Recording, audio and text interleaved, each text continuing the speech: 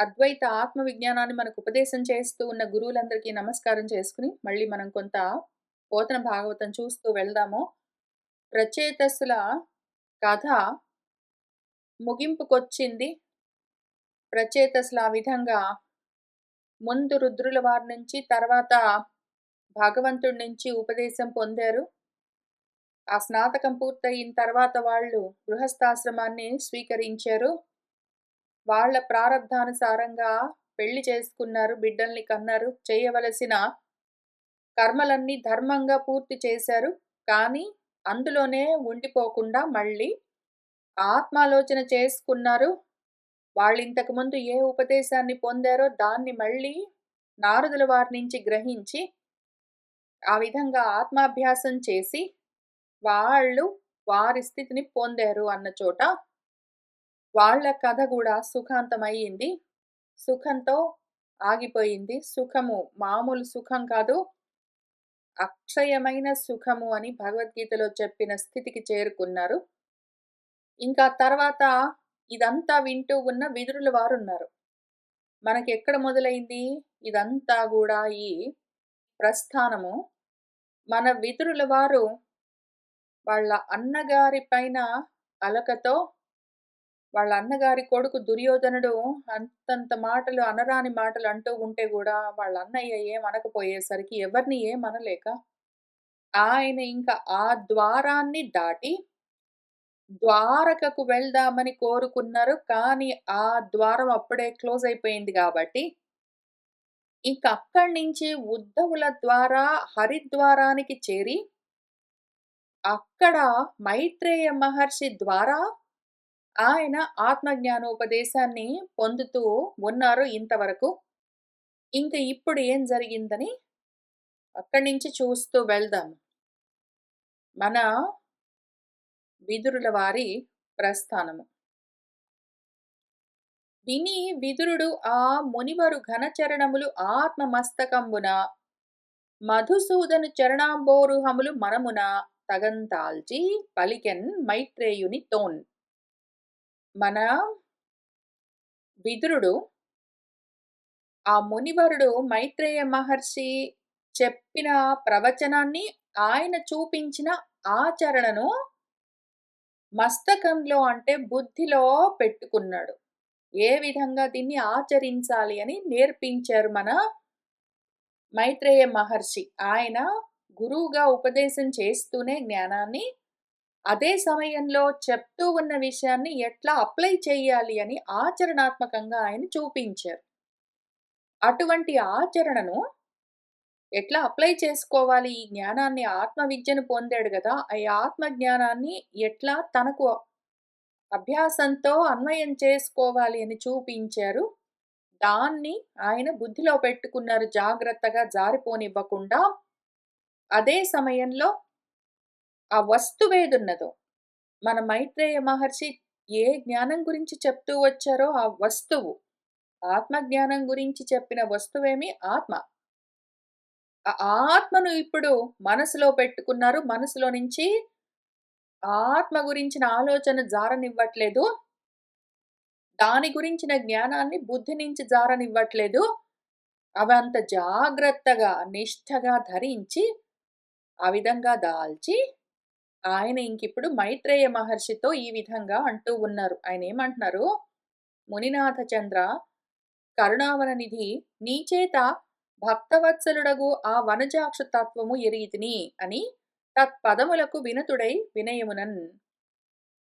గురువుగారు దయతో నాకు ఇటువంటి ఉపదేశాన్ని చేశారే, మీ ద్వారా నేను భగవత్తత్వాన్ని ఆసాంతము తెలుసుకున్నాను అని ఆయన పాదాలకు ఎంతో వినయంగా నమస్కారం చేశాడు. ఇంకా తర్వాత ఆ మునిచేన్ ఆమంత్రితుడై మనమున బంధు దర్శన ఆకాంక్షితుడై ధీమహితుడైన విదురుడు సామజపురమునకు చనియన్ సమ్మదం ఒప్పన్.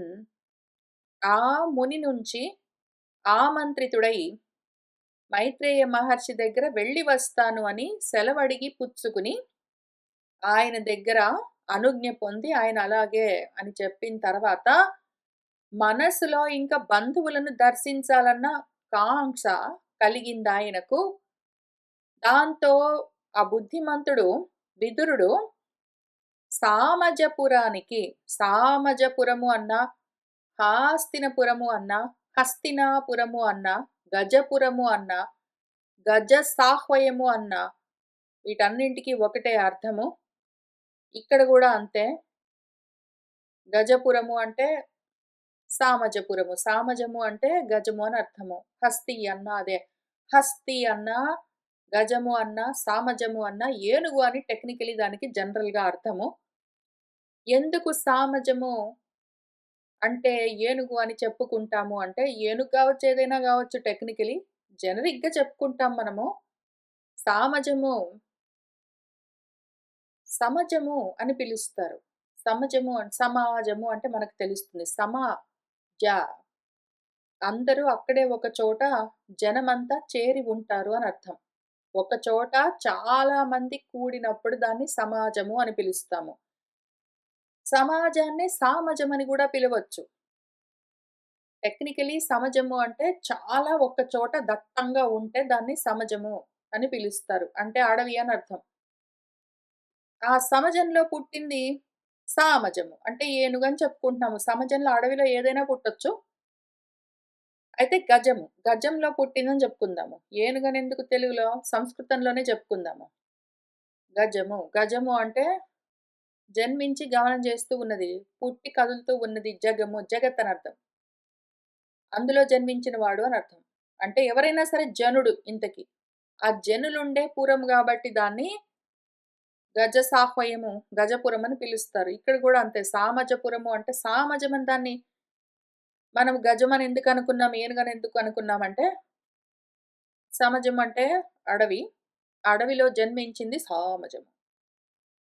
మీకు అప్పటినుంచి నేను సామజం అనగానే ఇంకొక పాట గుర్తుకొచ్చే ఉంటుంది. ఒక కీర్తన. సామజవరగమన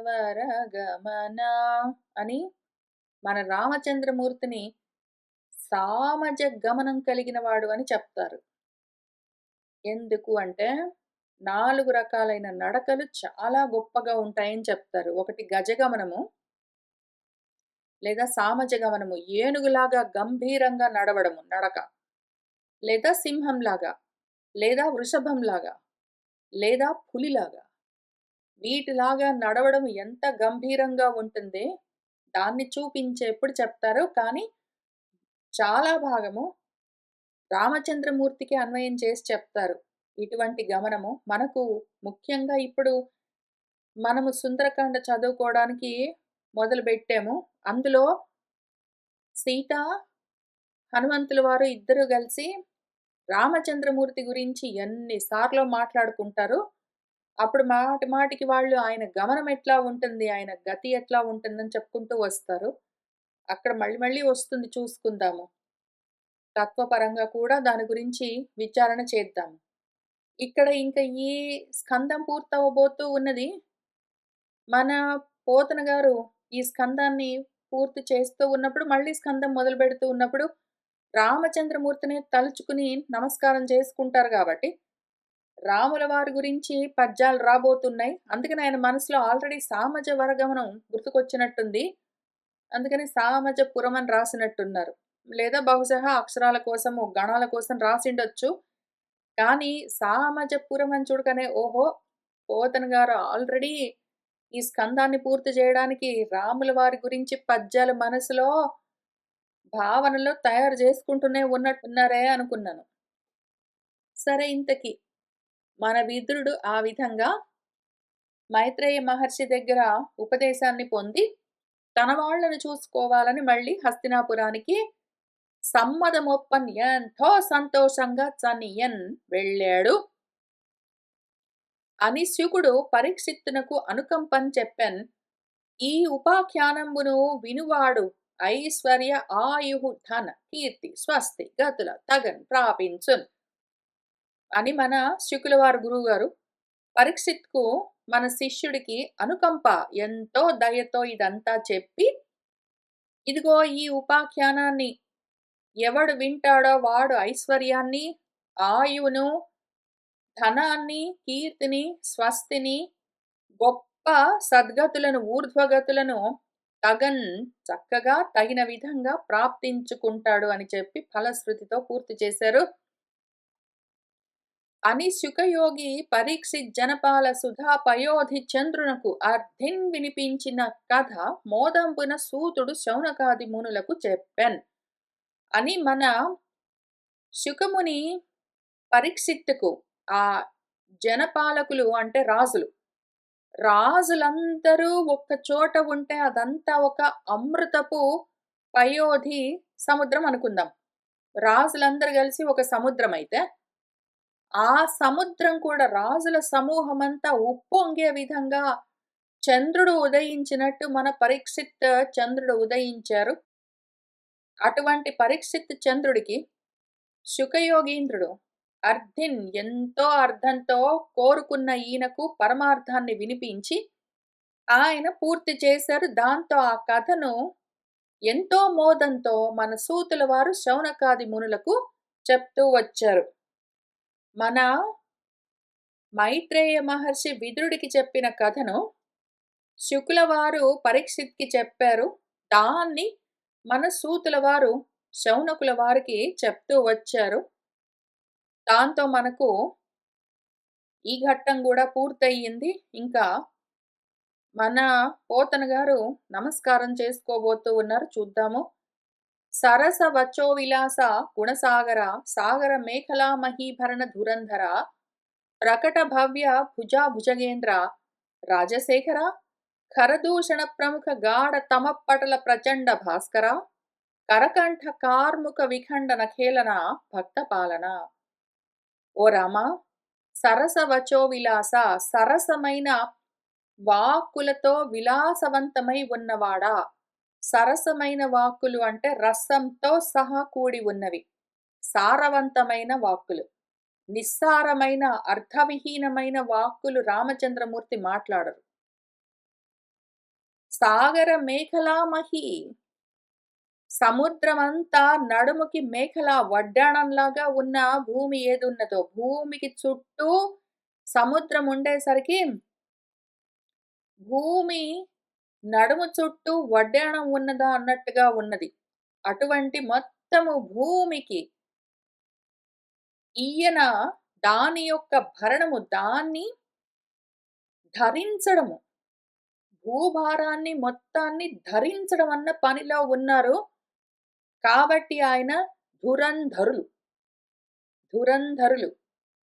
ధురం అంటే బరువు అని అర్థం, బరువును ధరించేది అని అర్థం. ధురంధరము అంటే ఏదైతే భారమున్నదో దాన్ని ధరించినది ధురంధరము. ఎద్దును కూడా ధురంధరము అంటారు, ఎందుకంటే అది కూడా బరువులు మోస్తూ ఉంటుంది. గృహస్థులను కూడా ధురంధరులు అంటారు. గృహస్థులను, భార్యాభర్తలను ధురంధరులు అంటారు. ఎందుకు అంటే కాడెద్దుల్లాగా, జోడెద్దుల్లాగా ఆ సంసారాన్ని వాళ్ళు వహిస్తారు, విశేషంగా వహిస్తారు. కాబట్టే వాళ్ళు వివాహంలో ఉంటారు. అంటే విశేషంగా సంసార బాధ్యతలను, భారాన్ని వహిస్తూ ఉండడం చేత వాళ్ళది వివాహము. అందుకని వాళ్ళు ధురంధరులు. ఇంటి బాధ్యతలు, గృహ బాధ్యతలు మోస్తూ ఉంటారు అని అర్థం. అట్లానే రాజులను కూడా ధురంధర అని పిలుస్తారు, ఎందుకంటే రాజ్యభారాన్ని మోస్తూ ఉంటారు. ఈ విధంగా భారాన్ని వహించే వాళ్లను ధురంధరులు అని పిలుస్తారు. ఇక్కడ భూభారాన్ని మోస్తూ ఉన్నవాడా ధురంధర అని పిలుస్తూ ఉన్నారు. సాగరం మొత్తము, సముద్రమంతా నడుముకు వడ్డాణంలాగా ఉన్న ఈ మహిని ఆభరణంగా ఈయన ఆ భారాన్ని వహిస్తూ ఉన్నారు అని చెప్తూ ఉన్నారు. ప్రకట భవ్య భుజగేంద్ర, ఇంకా ప్రస్ఫుటంగా చూస్తేనే తెలిసే విధంగా ఉన్నాయి ఆజానుబాహువులు. ఆయన భుజములు ఎట్లా ఉన్నాయంటే, రామచంద్రమూర్తి భుజాలు భుజగేంద్రాల్లాగా రెండు పెద్ద పాముల్లాగా ఉన్నాయి. రామచంద్రమూర్తి భుజాలు ఎట్లా ఉన్నాయంటే బలంగా, దృఢంగా, నున్నగా, గుండ్రంగా 5 తలల పాముల్లాగా, 5 వేళ్లతో, 1 చెయ్యి బాగా బలిష్టంగా 5 తలల పాముల్లాగా ఉన్నాయి అంత పొడుగ్గా. ఓ రాజశేఖరా! రాజుల యొక్క శిరోభూషణమై ఉన్నవాడా!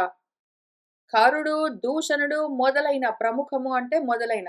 ప్రముఖం అంటే స్పెషల్ అని గాదు. ప్రముఖం అంటే ముఖము. ఇంక అక్కడి నుంచి మొదలుబెట్టి.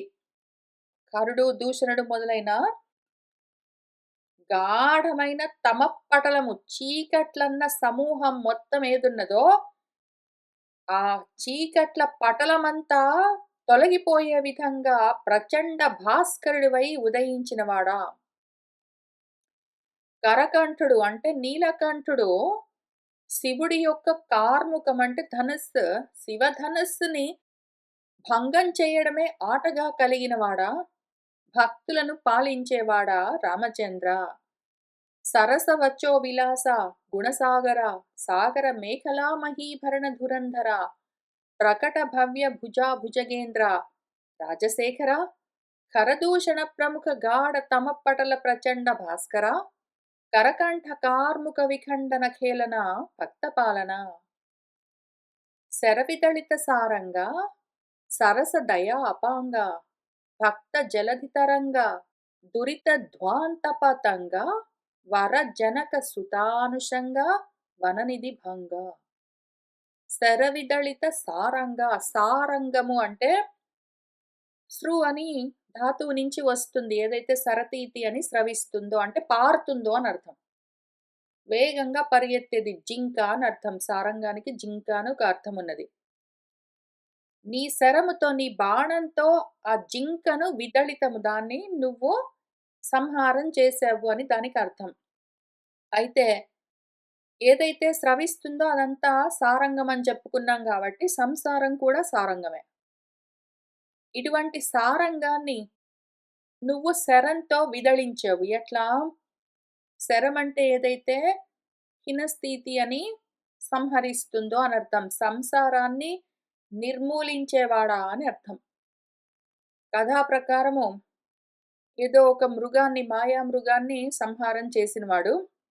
తత్వ ప్రకారము మాయగా మృగతుష్టలన్నీ సంసారంగా కనిపిస్తూ ఉంటే చూస్తే సంసారం అంతా ఓఎస్ఎస్ లాగా కనిపిస్తుంది. నీటి చలమలాగా. కానీ దగ్గరికి వెళ్ళి చూస్తే గాని అది మృగతృష్ణ, ఎండమావి అని తెలియదు. అటువంటి సారంగం ఇది. ఉన్నదంటే ఉన్నది, లేదంటే లేదు. మాయా సారంగం ఇది. మామూలు సారంగము, మామూలు సంసారం కూడా కాదు. మాయా జింక, మాయా లేడి, మాయా మృగం అంటారు. మాయే. మాయే మృగము. మాయా మృగము కాదు. మాయే మృగము. అది మనకు ఉన్నట్టుగా కనిపిస్తూ ఉంటుంది మృగతృష్ణ. అటువంటి దాన్ని నువ్వు సంహరిస్తావు, తొలగిస్తావు కాబట్టి శరవిదళిత సారంగా. సరస దయా అపాంగ. నీ దయతో కూడిన అపాంగ దృక్కులెట్లా ఉంటాయంటే అవి కూడా సరసంగా ఉంటాయి. రసంతో కూడి ఉంటాయి. సారవంతమై జ్ఞానంతో నిండి ఉంటాయి. నువ్వు అపాంగంగా చూసినా గూడా నీ కడగంటి చూపులు గూడా జ్ఞానాన్ని ప్రదానం చేస్తాయి. భక్త జలధి తరంగా. ఈ జలధి ఉన్నది సంసార సాగరము. అందులో భక్తులందరూ నీటి బిందువుల్లాగా, కణాల్లాగా ఉంటే వాళ్ళందరినీ తరంగాల్లాగా తరింపచేస్తావు నువ్వు. తరంగం అంటే తరించేదని అర్థం. భక్తులని తరింపచేస్తావు ఈ సంసారమన్న జలధిలో నుంచి. దురిత ధ్వాంత పతంగా. దురితములు, పాపములు ఏవైతే పతనానికి కారణాలై ఉన్నాయో, కోపాలు, కోరికలు, భయాలు, లోభితనాలు, చీకట్లు, అజ్ఞానాలు, మోహాలు, తాపాలు అవి ధ్వాంతము పూర్తిగా కప్పి ఉంటే వాటిని ధ్వంసం చేస్తూ ఉదయిస్తూ ఉన్న పతంగమా.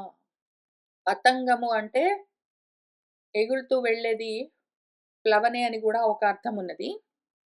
కాక పతన్నని వెళ్తూ ఉన్నది, వెళ్తూ ఉన్నది, దూకుతూ ఉన్నది, ఎగురుతూ ఉన్నది అని అన్ని రకాల అర్థాలున్నాయి. ఆకాశంలో ఏ ఆధారం లేకుండా వెళ్ళే పక్షులను పతంగాలని పిలుస్తారు. ఆకాశంలో ఎగిరే గాలిపటాలను గూడా పతంగాలని పిలుస్తారు. పతంగ్ అని పిలుస్తారు. ఆకాశంలో వెళ్ళే సూర్యుడిని గూడా పతంగమని పిలుస్తారు. ఇప్పుడు మనం సుందరకాండ చదువుకోబోతున్నాం. అందులో గూడా హనుమంతుడిని పతంగమని పిలుస్తారు. ఎందుకంటే ఆకాశంలో ఎగురుతూ ఉండేది. ఇక్కడ ఈ పతంగము మనకు సూర్యుడు. దురితములన్న ధ్వాంతాన్ని తొలగిస్తూ ఉన్న సూర్యుడై ఉన్నవాడా! జనకసుత అనుషంగా జనకరాజు సుత సీతకు వరుడై ఉన్నవాడా! ఆమెకు అనుషంగము అనుసరించి సంగము తోడై ఉన్నవాడా! సీతకు వరుడివై ఉన్నవాడా! ఆమెకు ప్రియుడివై ఉన్నవాడా!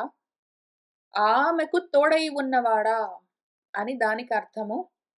ఇంతకీ ఆమెవరు? జనకసుత ఎవరు అంటే, ఎవరైతే జనకము అంటే జన్మ ఇచ్చేది. దానికి ప్రసవించిందేదైనా సరే, జన్మతో ఉన్నదేదైనా సరే. జన్మించిన ఏ జీవికైనా సరే, శ్రేష్టమైన వరమైన తోడై ఉన్నవాడా! జన్మించిన ప్రతి జీవికి తోడుగా ఉన్నవాడా! వననిధి భంగ. వనము అంటే దట్టంగా ఏదైనా ఒక్క చోట రాశీభూతమైతే దాన్ని వనం అని పిలుస్తారు. అయితే అడవైనా సరే చెట్లతో దట్టంగా నిండి ఉంటుంది. లేదా నీళ్లతో నిండి ఉన్న సముద్రాన్ని గూడా వనం అని పిలుస్తారు. వననిధి అంటే సముద్రం గావచ్చు, అడవి గావచ్చు, నా జన్మల అరణ్యం కూడా గావచ్చు. దాన్ని భంగం చేసేవాడా. కథాపరంగా సముద్రాన్ని భంగం చేసినవాడా అనొచ్చు. ఇంకేదైనా అనొచ్చు. తత్వపరంగా సంసార సాగరాన్ని భంగం చేసినవాడా? లేదా సంసారమన్న మహారణ్యాన్ని దుంపనాశనం చేసినవాడా? సురవిమత విదారి, సుందరీ శంబరారి, సరస వినుత సూరి, సర్వలోకోపకారి, నిరుపమ గుణహారి, నిర్మలానందకారి, గురు సమర విహారి, ఘోర దైత్య ప్రహారి. సురలు సుష్టుగా ఆత్మలో రమించే వాళ్లకు విమతులై ఎప్పుడు కూర్చొని చదువుకుంటావు? ఎంతసేపు అదేనా? అని వాళ్లకు విరుద్ధంగా ఆలోచనలు చేసేవాళ్ళెవరున్నారో వాళ్ళందరిని విదారి తొలగిస్తావు నువ్వు. నీ గురించి కూర్చొని ఆత్మారామం గురించి ఆలోచన చేస్తూ ఉంటే, దానికి విరుద్ధంగా విసిగిస్తున్న ఏ బాధకులున్నాయో వాటిని తొలగించేవాడా? లేదా మామూలుగా కథాపరంగా దేవతలకు శత్రువులైన దానవులను సంహరించేవాడా? మనకు దానవులెవరు? ఇంతే వీళ్ళే. మనకింట్లోనే ఉంటారు. మన చుట్టుపక్కల ఉంటారు. మనకు తెలిసిన వాళ్ళు, మన వాళ్ళందరూ. అలా చదువుకుంటుంటే డిస్టర్బ్ చేస్తుంటారు వాళ్ళందరూ. సుందరి శంబరారి. శంబరారి అంటే శంబరాసురుణ్ణి భంగం చేసినవాడు మన్మథుడు. ఎవరైతే సుందరమైన మనస్తత్వంతో ఉన్నారో, ఎవరైతే దయ, కరుణ మొదలైన వాటితో నిండి ఉన్నారో, సుందరము మళ్ళీ సుందరకాండ వాళ్ళంతా అదే కనిపిస్తుంది నాకెక్కడ చూస్తే అక్కడ. రామచంద్రమూర్తి అంటే ఇంకా పైగా సుందరకాండ మొదలుపెట్టాము. ఇంక నాకు మొత్తం లోకమంతా రామంగానే కనిపిస్తున్నది. సరే ఇంతకీ సుందరీమణులకు మన్మధుడై ఉన్నవాడా? సరస వినుత సూరి. ఎవరైతే సరసంగా సారవంతమైన వాక్కులు, అర్థవంతమైన వాక్కులతో నిన్ను వినిపిస్తూ ఉంటారో, అటువంటి సూరి జనులు. సూరి అంటే ఎవరైతే సుష్టుగా ఆత్మలోనే రమిస్తూ ఉన్నవాళ్ళున్నారో వాళ్ళు సూరి జనులు. దాని గురించే మాట్లాడుతూ ఉంటారు. దాని గురించే ఆలోచన చేస్తూ ఉంటారు. విచారణ చేస్తూ ఉంటారు. వాళ్ళందరూ సూరి జనులు. సువతీతి అని, ప్రేరయతి అని ఎవరైతే వాళ్ళ మాటలు వింటూ ఉంటే మిగిలిన వాళ్ళని ప్రేరేపిస్తూ ఉంటారో, అటువంటి వాళ్ళందరూ నిన్నే స్తుతిస్తూ ఉంటే, ఆ విధంగా వాళ్ళందరి చేత వినుతులు పొందుతూ ఉన్నవాడా? సర్వలోక ఉపకారి. సర్వలోకానికి ఈ విధంగా నువ్వు ఎంతో ఉపకారం చేస్తూ ఉంటావు. పైగా ఉపసమీపే దగ్గరలో ఉండి ఇటువంటి కార్యాలన్నీ నిర్వర్తిస్తూ ఉంటావు. నిరుపమ గుణహారి. నిరుపమానమైన సాటి లేని ఉపమా ఇట్లా ఉంటుంది అని చూపించడానికి ఎగ్జాంపుల్ అటువంటివి లేని గుణములతో నిండి ఉన్నావు నువ్వు. ఆ గుణాలు గూడా 1, 2 గాదు. హారాలుగా ఉన్నాయి వరసగా. నిర్మలానందకారి నిర్మలమైన ఆనందాన్ని కలిగించేవాడా! గురు సమర విహారి గొప్ప యుద్ధాలన్నీ జేసి పెడతావు నువ్వు. ఇదిగో సంసార సాగరాన్ని నెట్టుకొని రావాలి అంటే, ఆ సంసారమన్న అరణ్యాన్ని తట్టుకోవాలి అంటే, ఈ సంసారమన్న యుద్ధాన్ని చేసి మరి గెలవాలి అంటే, నువ్వు మాకు తోడై ఉండాలి. అందుకే ఉంటానని ముందే జెప్పావిక్కడ. ఘోర దైత్య ప్రహారి భయంకరమైన దితి అంటే ఖండం, ఖండం, ముక్కలు, ముక్కలు ద్వంద్వాలతో ఉన్న వాళ్ళందరూ ఉంటారు. మనల్ని ప్రపంచం వైపుకి లాగుతూ ఉంటారు. లేదా ద్వంద్వాలే లోపల ఉండి మనల్ని అన్ని వైపులా లాగుతూ ఉంటాయి. వాటన్నింటిని ప్రహరణము పూర్తిగా ప్రకృష్టంగా హరించేవాడా అని రామచంద్రమూర్తికి నమస్కారం చేసుకొని ఈ స్కందాన్ని పూర్తి చేస్తూ ఉన్నాము.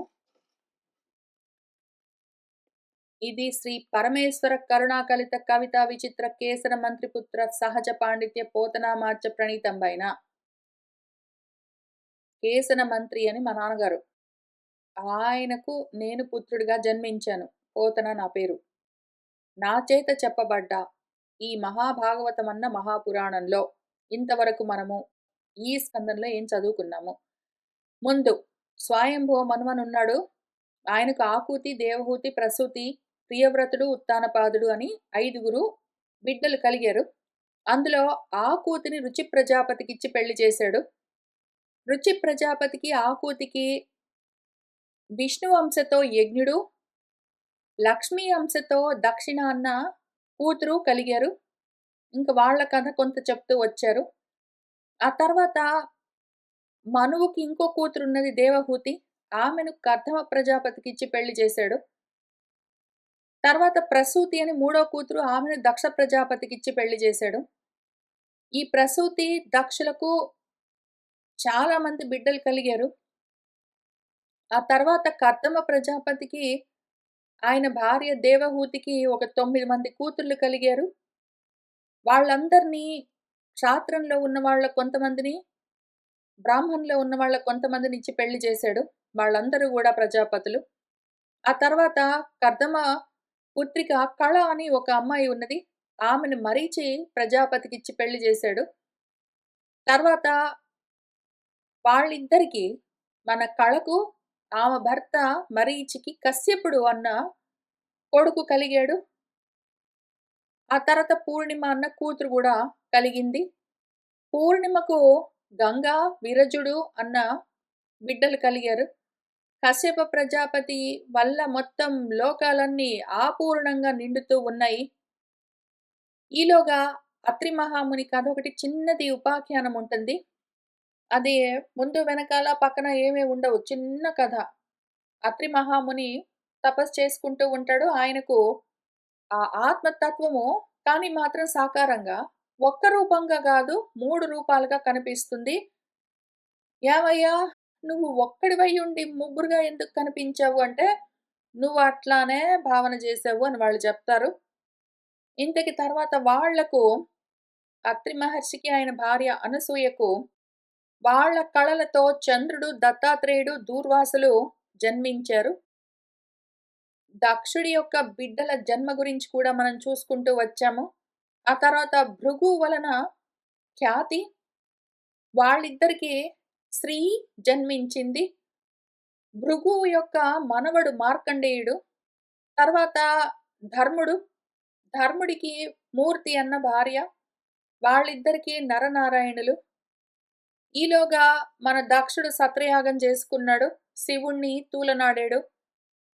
ఆ దక్ష యజ్ఞంలో చాలా గొడవలు జరిగాయి. అది ధ్వంసమైంది ఇంతకి. బ్రహ్మ మళ్ళీ ప్రార్థిస్తే శివుడు మళ్ళీ దక్షుడిని, మిగిలిన వాళ్ళందరినీ అనుగ్రహించాడు. ఇంకా అక్కడ దక్షుడు ఒక స్తవం చేస్తాడు. ఆ దక్షుడి యజ్ఞంలో ఆయన తలని విరిచి అదే అగ్నికుండంలో వేసి కాల్చేసేసరికి ఆయన లేకపోతే, యజమాని లేకపోతే యజ్ఞం మళ్ళీ కష్టం గదా! అంటే అక్కడే ఉన్న ఒక అజము యొక్క తలను తీసుకొనొచ్చి తగిలిస్తే ఇంకప్పుడు లేచి ఆ యజ్ఞాన్ని పూర్తి చేస్తాడు. అక్కడే ఉన్న ఋత్వికులు మిగిలిన వాళ్ళందరూ ఎన్నో స్తోత్రాలు చేస్తారు బ్రహ్మదేవుడితో సహా. బ్రహ్మదేవుడు మళ్ళీ 2 సార్లు కూడా చేస్తాడు. అన్ని స్తోత్రాలన్నీ వింటాడు అక్కడ భగవంతుడు. దక్షుడు కూడా స్తుతి చేస్తాడు. అది వింటాడు. మిగిలిన వాళ్ళందరికీ గాదు గానీ, దక్షుడు సిద్ధంగా ఉన్నాడిప్పుడు ఆత్మజ్ఞానానికి అని ఉపదేశం చేస్తాడు భగవంతుడు. ఇంకా అదంతా జరిగింది. విషయమంతా చూస్తూ వచ్చాము. ఈలోగా సతీదేవి హిమవంతుడికి జన్మించి హరుణ్ణి పెళ్లి చేసుకున్నది. వీళ్ళు ముగ్గురు అయిపోయారు. మన ఆకూతి, దేవహూతి, ప్రసూతి. ఆ తర్వాత ఇంకా ఉత్తానపాదుడని ఉన్నాడు గదా! మన మనువు యొక్క కొడుకు. ఆయన వృత్తాంతమంతా చెప్పుకుంటొచ్చాము. ఆయనకిద్దరు భార్యలున్నారు. ఆయనకొక భార్య అంటే చాలా ఇష్టము. ఆమెకు పుట్టిన కొడుకంటే ఇష్టము. రెండవ భార్య అంటే పెద్దంత ఇంట్రెస్ట్ లేదు. ఆమెకు పుట్టిన కొడుకంటే పట్టించుకోలేదు. ఇంకేంటో జరిగింది. ఆ ధ్రువుడి కథంతా మనము చూస్తూ వచ్చాము. తండ్రి వల్ల అవమానం పొందానన్నాడు. కళ్ళు తుడుచుకుంటూ ఏడుస్తూ వెళ్ళాడు. ఇంకింట్లో నుంచి వెళ్ళిపోయి తపిస్తానంటే నారదుడు కనిపించి ఉపదేశం చేస్తాడు. ఇంకా అది పెట్టుకుని ఆయన తపిస్తూ ఉంటే అప్పుడు హరి కనిపిస్తాడు. ఆయన కోరికలు చాలా ఉంటాయి మనసులో చిన్న పిల్లవాడికి. చాలా చిన్న పిల్లవాడు అంటే జ్ఞానపరంగా. ఇంకా చాలా కోరికలున్నాయి గాబట్టి, ఆ కోరికలన్నింటిని తీరుస్తాడు. కానీ ఉపన్యాసం ఆయన చేస్తూ ఉన్న ఉపదేశంలో ఆత్మ గురించి గూడా చెప్తారు గురువుగారు. ఆయన ఇంతకీ ఆ ఉపదేశం అంతా పొందుతాడు. ఇంటికి తిరిగొస్తాడు. రాజవుతాడు. ఇంకా తర్వాత వాళ్ళ తమ్ముడికి ఏదో మరణం సంప్రాప్తించిందని కుబేరుడి అనుచరులు, యక్షుడి అనుచరులు చంపారని వాళ్ళ మీద యుద్ధానికెళ్తాడు. అక్కడ చాలా హడావిడి జరుగుతుంది. ఈలోగా మళ్ళీ బ్రహ్మదేవుడొచ్చి బుద్ధి చెప్తాడు. ఇంకా అవన్నీ వదిలిపెట్టి ఆయన రాజ్యభోగాలన్నీ తనిసి, చేయవలసిన రాజ్య భారాలన్నీ పూర్తి చేసి, చేయవలసిన యజ్ఞాలన్నీ పూర్తి చేసి, వాటితో తృప్తిపడి ఇంకా ఆయన తన కొడుకు ఉల్కలుడికి రాజ్యాన్నిచ్చేసి ధ్రువక్షితిని చేరతాడు. ఎందుకంటే ఇది ఆయనకు భగవంతుడిచ్చిన వరాల్లో ఒకటి. ఆ వరాన్ని అనుసరించి ఆయన ధ్రువపదాన్ని చేరి అక్కడే ఉన్నాడింకా. తపిస్తూ ఉన్నాడిప్పుడు గూడా. ఆయన తపస్సు పూర్తయితే ఇంక అక్కడి నుంచి బయలుదేరుతాడు. ఆయన ఆత్మస్థితిని చేరవలసి ఉన్నది. ఈలోగా ఉల్కలుడున్నాడు గదా! ధ్రువుడి కొడుకు. ఈయనకు వత్సరుడన్న కొడుకు పుట్టాడు. ఆయన ఆ వత్సరుడికి రాజ్యాన్నిచ్చేసి హరిని చేరడానికి వెళ్ళిపోయాడు. ఆ వత్సరుడి వంశ పరంపర అంతా చూసుకుంటూ వచ్చాం. అందులో అంగుడనుంటాడు. అంగుడికి వేనుడు పుట్టాడు. అసలు ఈ వేణుడిని తట్టుకోలేక వాళ్ళ నాన్న అంగుడు ఇల్లు వదిలిపెట్టి పారిపోతాడు. దొరకడెవరికీ. సరే ఇంతకీ ఈ వేణుడు రాజవుతాడు. తట్టుకోలేకపోతారెవ్వరు. దాంతో చంపేస్తారు. కానీ రాజు లేకపోయేసరికి కష్టం గాబట్టి మళ్ళీ ఆయన చేతులు, కాళ్ళు అవి ఇవి పిసికేసరికి అందులోంచి రకరకాల జీవాలొస్తాయి. అందులో లక్ష్మీనారాయణులు కూడా వాళ్ళ అంశతో అర్చిగా, పృథుడిగా జన్మిస్తారు. పృథువు ఉపాఖ్యానమంతా చూస్తూ వచ్చాము. భూమిని ధేనువుని చేసి పితకడానికి బయలుదేరడము, మళ్ళీ అందరూ ఆయనకి ప్రవచనాలు చేయడము. మళ్ళీ యజ్ఞం చేయడానికి కూర్చుంటే ఇంద్రుడు మాటి మాటికి ఆ యజ్ఞ అశ్వాన్ని తీసుకుని వెళ్ళిపోతూ ఉంటే మాయమై, వాళ్ళ కొడుకు చాలా సార్లు తీసుకొనొస్తాడు. ఈయన చూసి చూసి ఈయనకు కోపమొచ్చి లేస్తాడు. ఇంక మళ్ళీ ఆయన కూర్చోబెట్టి ఉపదేశాలు చేయడము. ఇంక చివరికి అధ్యాత్మ ప్రబోధ జరగడంతో ఆయన గూడా దాటిపోతాడు. ఇంద్రుడు ఎన్నో రకాల పాఖండం అంటే కాపాడేదాన్ని ఖండించేదేదున్నదో అటువంటి రూపాలన్నీ వేసుకొనొస్తాడు. విజితాసుడు వాళ్ళ కొడుకు, మన పృథువు కొడుకు మాటి మాటికి వెళ్తాడు. ఈలోగా అదంతా అయిపోయింది. ఆ యజ్ఞం పూర్తయింది. తర్వాత మళ్ళీ వాళ్ళ నాన్న అందరికీ ఆ రాజ్యాన్ని పంచిచ్చిపోతాడు. అయితే ఈయనేం చేస్తాడు విజితాసుడు, తమ్ముళ్ళకి ఆ రాజ్యాన్ని ఇచ్చేసి అబ్బా! నేను జేయలేను ఈ రాజ్యమంతా అని వెళ్ళిపోతాడు. ఈలోగా పృథువు, అర్చి గూడా వాళ్ళ స్థితిని చేరుకుంటారు. ఈలోగా వశిష్ఠుడి శాపం వల్ల త్రేతాగ్నులు విజితాసుడికి పుత్రులై జన్మిస్తారు. ఆ పృథువు యొక్క పౌత్రుడు మనవడు ప్రాచీన బర్హి. ఈయన కథ గురించి విస్తారంగా చెప్పుకుంటూ వచ్చాము. ఆయనకు రాజ్యం పైన కాంక్ష ఎక్కువ. ఎన్నో యజ్ఞాలన్నీ చేసుకుంటూ కూర్చుంటే ఇంకిట్లా కాదని నారదుడొచ్చి ఆ యజ్ఞాలన్నీ ఆపేసి, కూర్చోబెట్టి, పురంజనుడి కథ చెప్తూ వచ్చారు మనందరికీ. పురంజనుడి కథ చెప్తూ వచ్చారు. అధ్యాత్మ ప్రపంచం అది. అధ్యాత్మ ప్రపంచము నేను పరోక్షంగా జెప్పానన్నారాయన. దాన్ని మనం గూడా ఎంతో జాగ్రత్తగా సంస్కృతంలో ఇందులో గూడా 2 చోట్ల అత్యంత శ్రద్ధతో ఆలోచన చేస్తూ, విచారణ చేస్తూ, నేర్చుకుంటూ వచ్చాము. ఈలోగా ప్రాచీన బర్హి ఆ విధంగా ఒకవైపు ఉపన్యాసాలతో, ఉపదేశాలతో తన మార్గాన్ని చూసుకుంటూ ఉండగానే ఆయనకు కొడుకులున్నారు ప్రచేతసులు 10 మంది. వాళ్ళందరికీ కూడా పెళ్లిళ్లు చేసుకొని పిల్లల్ని కనమంటే వాళ్ళు బయలుదేరారు తపస్సు జేయడానికి. ముందు రుద్రుడు కనిపించి ఉపదేశం జేస్తాడు.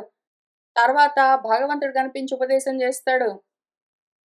మన భగవంతుడు ఉపదేశం చేసి, వాళ్లకు ఒక అమ్మాయి మారిష ఉంటుంది. ఆమెను పెళ్లి చేసుకోమని గృహస్థాశ్రమం స్వీకరించండి. తర్వాత మళ్ళీ ఆత్మ మార్గాన్ని తెలుసుకోండని చెప్పి వెళ్ళిపోయారు.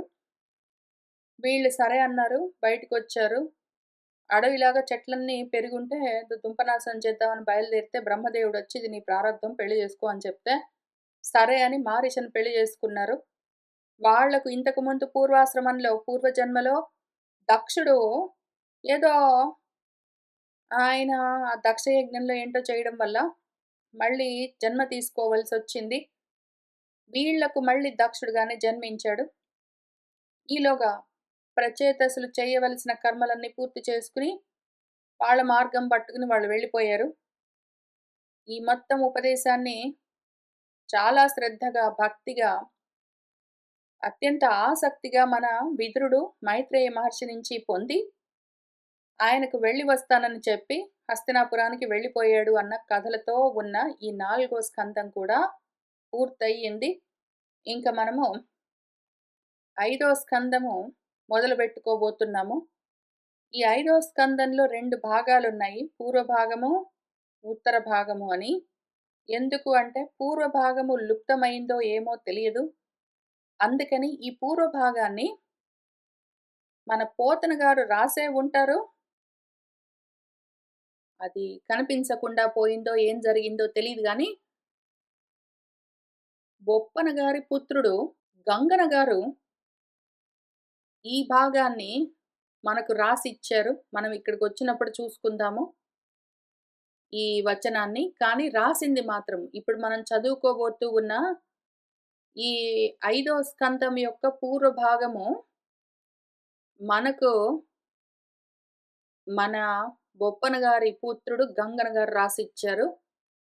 మనము ఇంతవరకు చదువుకుంటూ వస్తూ ఉన్న కేసన గారి పుత్రుడు పోతన గారు రాసింది ఏమైపోయిందో తెలీదు.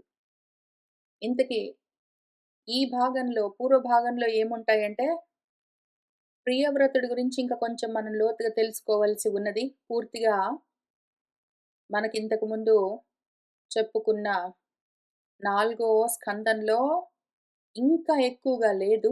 కొంతవరకు చెప్పి ఆపారు. కాబట్టి దాన్ని ఇంకా ఇక్కడ కొంచెం విస్తారంగా చెప్తారు. అందులోనే వాళ్ళకి ఆగ్నేయుద్రులు పుట్టడము, ఆ తర్వాత వాళ్లకు వాళ్ళ వంశంలో ఋషభుడు జన్మించడము, ఈ ఋషభుల వారు మళ్ళీ మన గురువుగారు ఉపదేశం చేస్తారు. అయితే ఋషభుల వారి రూపంలో ఆయన ఆచరించి చూపిస్తారు. చేసి చూపించి నేర్పిస్తారు. తర్వాత చివరగా చెప్పి నేర్పించి కూడా మనకు చూపిస్తారు. ఇటువంటి ఒక ముఖ్యమైన ఘట్టము రాబోతూ ఉన్నది, ఉపాఖ్యానం రాబోతూ ఉన్నది ఋషభుల వారి కథ. ఈ ఋషభుల వారికే మళ్ళీ భరతుడు జన్మిస్తాడు. ఈ భరతుడి జన్మ వృత్తాంతము ఎన్నో మలుపులతో ఉంటుంది. ఒక్క జన్మలో ఆయనకి వెంటనే వేగంగా మోక్షము, ఆత్మస్థితి కలగదు పాపము. చాలా జ్ఞాని, గొప్ప జ్ఞాని మన భరతుడు. కానీ మాటి మాటికి జారిపోతుంటాడు. ఆయన మళ్ళీ నెక్స్ట్ జన్మలో ఏదో జింకగా పుడతాడు. ఆ తర్వాత జన్మలో విప్రుడిగా పుడతాడు. ఇంకేంటో జరుగుతుంది. ఈయననే జడ భరతుడు అని కూడా పిలుస్తారు. ఈ కథ కూడా ఉంటుంది. ఇది కూడా మళ్ళీ చెప్పి నేర్పించే ఉపాఖ్యానము. ఋషభుడిగా గృహస్థాశ్రమంలో ఉండి చేయవలసిన కర్తవ్యాలన్నీ పూర్తి చేసి, ఆ తర్వాత వానప్రస్థం తీసుకుని అని ఆ విధంగా ఒక వరుస క్రమంగా చేయవలసినవన్నీ వృషభావతారంలో చూపిస్తారు. జడభరతుడి అవతారంలో జారిపోతే మళ్ళీ పైకి రావడం, జారిపోతే మళ్ళీ పైకి రావడం, జ్ఞానంలోనే ఉండి ఎందుకో జారిపోవడం, మళ్ళీ పైకి రావడం. ఆ విధంగా 2, 3 జన్మలు పట్టిందాయనకి ఆయన స్థితిని చేరడానికి అని చూపిస్తూ ఉన్న చాలా ముఖ్యమైన 2 ఉపాఖ్యానాలు వృషభుడి ఉపాఖ్యానము, భరతుడి ఉపాఖ్యానము ఉంటాయి మనకు ఈ పూర్వ భాగంలో. దీన్ని మనము నెమ్మదిగా చదువుకుంటూ వెళ్దాము. ఇవాళ కొంచెము మొదలుబెట్టుకుందాము ఉపోద్ఘాతము. ఇక్కడ మనకిది రాసిచ్చింది బొప్పన గారి పుత్రులు గంగన గారు గాబట్టి, ఈయన కృష్ణుల వారి గురించి రాసుకున్నారు. మన పోతన గారైతే రాముల వారికి నమస్కారం చేసుకుని మొదలుబెట్టి, రాముల వారికి నమస్కారం చేసుకుని ముగిస్తారు. వీరు గంగన గారు కృష్ణుల వారికి నమస్కారం చేసి మొదలుబెట్టి, కృష్ణుల వారికి నమస్కారం చేసి పూర్తి చేస్తారు. మనమేమంటే, మనకు రాముడైనా గురువుగారే, కృష్ణుడైనా గురువుగారే. మనకు అభేదం. కాబట్టి 2 అదే విధంగా చూసుకుంటూ వెళ్దాము. శ్రీకర కరుణాసాగర ప్రాకట లక్ష్మీ కళత్ర భవ్య చరిత్ర లోకాతీత గుణాశ్రయ గోకుల విస్తార నందగోప కుమార. శ్రీకరమైన మంగళకరమైన కరుణ సముద్రంగా ఉన్నవాడా, ప్రస్ఫుటంగా తెలియబడుతూ ఉన్న లక్ష్మీ కళలకు భర్త అయి ఉన్నవాడా, లక్ష్మీదేవికి కళత్రము భర్త అయి ఉన్నవాడా, భవ్య చరిత్ర భవ్యమైన చారిత్రం కలిగిన వాడా, లోకాతీత గుణాశ్రయ లోకాలను అతిక్రమించి ఉన్న గుణాలన్నింటికీ ఆశ్రయమై ఉన్నవాడా, గోకుల విస్తార గోకులాన్ని విస్తరింపచేసేవాడా. గోకులము గోవులు అంటే వాక్కులు, గోవులు అంటే జ్ఞానం, గోవులు అంటే ఊపిర్లు, గోవులు అంటే ఆలోచనలు, గోవులు అంటే ఇంద్రియాలు. గోవులు అన్నదానికి అనంతమైన అర్థాలున్నాయి. ప్రతిదీ గోవే. అటువంటి వాటిని విస్తరింపచేసేవాడా. మిగిలినవన్నీ సరే గాని నాలో ఆత్మాలోచనలను విస్తరింపచేసేవాడా, నాలో విస్తరిస్తూ ఉన్న ఆత్మాలోచనను వ్యాపింపచేసేందుకు వాక్కులుగా కూడా వాటిని విస్తరింపచేస్తూ ఉన్నవాడా, నందగోప కుమార నందుడు అన్న గోపాలకుడి యొక్క కుమారుడై వచ్చినవాడా, ఆనందమే సాకారంగా వస్తే నీ స్వరూపమై ఉంటుంది అటువంటి వాడా అని గురువుగారికి నమస్కారం చేసుకుని, ఇక్కడ ఈ గురువు గారికి రామచంద్రమూర్తికి, ఇక్కడ ఈ గురువు గారికి మన కృష్ణచంద్రుల వారికి నమస్కారం చేసుకుని, ఇంతకి ఇద్దరు చంద్రులే. వాళ్ళ ఇద్దరిలో ఎవరు ఏ విధంగా నాలో వృద్ధి చెందినా సరే నా హృదయం ఉప్పొంగుతుంది. వాళ్ళు పైకి వస్తే చాలు ఇంక గుండె పొంగుతుంటుంది నాకు. వాళ్ళు ఒకవైపు నా మనసుకి చంద్రుడై ఉప్పొంగిస్తూ ఉంటారు. ఒకవైపు నా బుద్ధికి సూర్యుడై దాన్ని ప్రకాశింపజేస్తూ ఉంటారు. వాళ్ళ వెంటే నడుస్తాను. సకల పురాణ అర్థజ్ఞాన విఖ్యాతుడగు సూతుడు శౌనకాది మహామునులకు ఇట్లనియన్ సకల పురాణాలు చదివి వాటిలో ఉన్న అర్థాన్ని పూర్తిగా పట్టుకుని ఆ జ్ఞానాన్ని విస్తరింపచేస్తూ గొప్ప ఖ్యాతి గడించి ఉన్న సూతుడు శౌనకాది మహామునులందరితో ఈ విధంగా ఇంక చెప్తూ ఉన్నారు అన్న చోట మనకు 5వ స్కందం మొదలవబోతూ ఉన్నది. ప్రియవ్రతుడి కథ. భూనాథుడు ఉత్తరాత్మజుడు అయిన పరీక్షిన్నరేంద్రుడు అభిమన్యు సుతుండు ఆనందమంది ఘన సుజ్ఞానుండగు శుకునిగాంచి సరసతన్ పలికెన్. ఆ భూనాథుడు రాజుగారు మన ఉత్తర ఆత్మజుడు, ఉత్తర బిడ్డ పరీక్షిత్ నరేంద్రుడు. పరీక్షిత్ ఆ అభిమన్యుడి సుతుడు. ఆయన ఎంతో ఆనందించాడు. 4 స్కందం మన గురువుగారు పూర్తి చేసిన తర్వాత ఆయన మనసు గూడా ఆనందంగా ఉప్పొంగుతూ ఉన్నది. దాంతో ఆయన ఘనమైన సుజ్ఞానం ఆ స్వరూపం అయి ఉన్న శుకుడిని చూసి సరసత సారవంతమైన, అర్థవంతమైన ఈ పలుకులతో ఆయనతో ఈ మాటలు పలికెన్ అంటూ ఉన్నాడు. ఏమన్నాడంటే మన పరీక్షిత్ మన శుకుల వారితో, మునీంద్ర, పరమ భాగవతుడు ఆత్మారాముడైన ప్రియవ్రతుడు గృహంబున నుండి ఎట్లు రమించన్. కర్మబంధంబులైన పరాభవంబులు గల గృహంబులయందు ముక్త సంబంధులైన పురుషులకు సంతోషంబు కానేరదు. ఉత్తమ శ్లోకుండైన పుండరీకాక్షుని పాదఛాయం చేసి నిర్వృత చిత్తులైన మహాత్ములు కుటుంబం బంధు నిస్పృహత చేయుదురు. కానన్ ప్రియవ్రతునికి సంసారంబునందు తగులంబు గలుగుట ఎట్లు. దార అగార సుత ఆదులందు తగులంబు గలుగా వానికి ఎట్లు సిద్ధి కలుగును. శ్రీహరియందు అస్ఖలిత మతి ఎట్లు కలుగునో ఈ సంశయంబు తేటపరుపుము అని పరీక్షిత్ నరేంద్రుడు అడిగిన శుకయోగీంద్రుడు ఇట్లనియన్. మునీంద్ర, మీరు చెప్పినవన్నీ విన్నానండి. మిగిలినవన్నీ అర్థమయ్యాయి. కానీ ఒక్క విషయం గురించి మాత్రం నాకు కొన్ని సంశయాలున్నాయండి. ప్రియవ్రతుడి గురించి. మీరేమి చెప్పారు ప్రియవ్రతుడి గురించి? ఇంతకు ముందు స్కందంలో 4వ స్కందం చివర్లో మన ప్రియవ్రతుడు నారదుడి వల్ల ఆత్మ విజ్ఞానాన్ని పొందాడు. తర్వాత మహీమండలాన్ని పరిపాలించాడు. ఇంకా తర్వాత రాజ్యాన్ని కొడుకులకు పంచిచ్చేసి పరలోకాన్ని పొందాడని చెప్పారు. మీరు భలే చెప్పారండి. ఈ లైనప్ ఆశ్చర్యకరంగా ఉంది. ఇప్పుడు ప్రియవ్రతుడు ముందు రాజయ్యాడు. మహీమండలాన్ని పాలించాడు. తర్వాత పుత్రులకు రాజ్యాన్ని పంచిచ్చేశాడు. ఆ తర్వాత థర్డ్ స్టెప్ ఆత్మ విజ్ఞానాన్ని పొంది ఇంకా చివరికి పరలోకాన్ని పొందాడని చెప్పొచ్చు. అది అర్థమైతుంది. సింపుల్‌గా ఉంటుంది. ఏదో పుట్టాడు, పెరిగాడు, చదువుకున్నాడు, పెళ్ళిళ్ళు చేసుకున్నాడు, పిల్లల్ని కన్నాడు, ఉద్యోగం చేశాడు, డబ్బులు తెచ్చుకున్నాడు, ఇంట్లో బయట కావాల్సినవన్నీ చూశాడు. చివరికి రిటైర్ అయ్యాడు. ఆ తర్వాత ఆత్మజ్ఞానం సాధించాడు. ఆయన మోక్షాన్ని పొందాడంటే సరే అర్థమైందండి. చాలా క్లియర్‌గా ఉండేది. మీరేం చెప్పారు? కొంచెం అటు ఇటు చెప్పారు. ప్రియవ్రతుడు ముందు ఆత్మజ్ఞానాన్ని పొంది తర్వాత రాజై, ఆ తర్వాత ఆ కర్తవ్యాలు పూర్తి చేసుకున్నాక పరలోకాన్ని పొందాడు అన్నారు. ఇప్పుడు నా క్వెషన్స్ ఏంటంటే, ఫస్ట్ ఆత్మ జ్ఞానాన్ని పొందేసిన తర్వాత మళ్ళీ రాజు అవ్వడం ఏంటండి? జ్ఞానం పొంది ఆయన జ్ఞాని అయ్యాక, జ్ఞాన మార్గంలో ఉన్నాక మళ్ళీ కర్మ మార్గంలోకి వెళ్ళడం ఏంటి అసలు? ఎవరైనా వెళ్తారా అట్లా?